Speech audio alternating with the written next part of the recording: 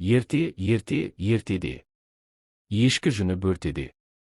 Жер бетінде хайуанаттар мен адамдар тату-тәтті өмір сүріп жатқан заманда бір үлкен мәселе туыпты.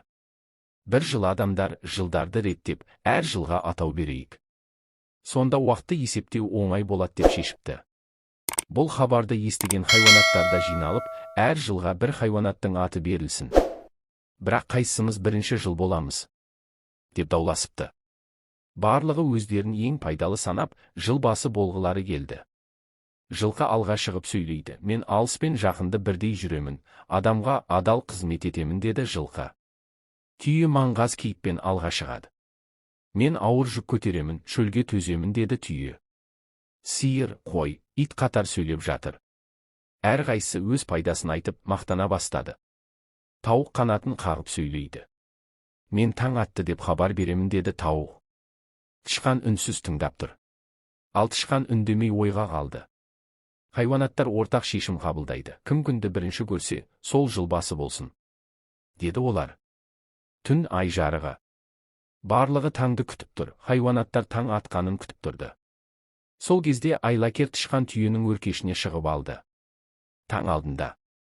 Аспан бозара бастайды. Түн өтіп таң ата бастады. Хайуанаттар күннің шығуын асыға күтті. Түйе бойына сеніп, еш күмәнданбады. Ал тышқан бәрінен жоғарыда отырды.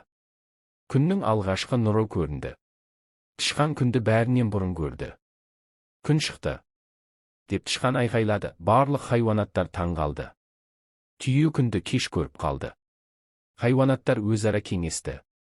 Жылды бірінші көрген тышқан, деді олар. Осылайша тышқан жылбасы болды. Түйе бойына сеніп ұтылып қалды. Хайуанаттар ақылдаса келе тышқанның әділ жеңгенін мойындайды. Сөйтіп жыл атаулары мынадай ретпен бекітіледі. Тышқан, сиыр, барыс, қоян, ұлу, айдаһар, жылан, жылқы, қой, мешін, тауық, ит, доңыз. Ал түйе, мен неге жоқпын деп ренжиді. Сонда жұрт, сен тым сенімді болып, байқамай қалдың, деп жауап береді. Содан бері түйе, мүшелге кірмей қалғаным сондықтан деп, өткенді есіне алып күрсінеді екен. Тәрбиелік мәні. Бұл ертегі бізге мынаны үйретеді. Ақыл айладан күшті. Мақтаншақтық ұтылуға апарады. Кішкентай болсаң да, ойың болса, алға шығасың.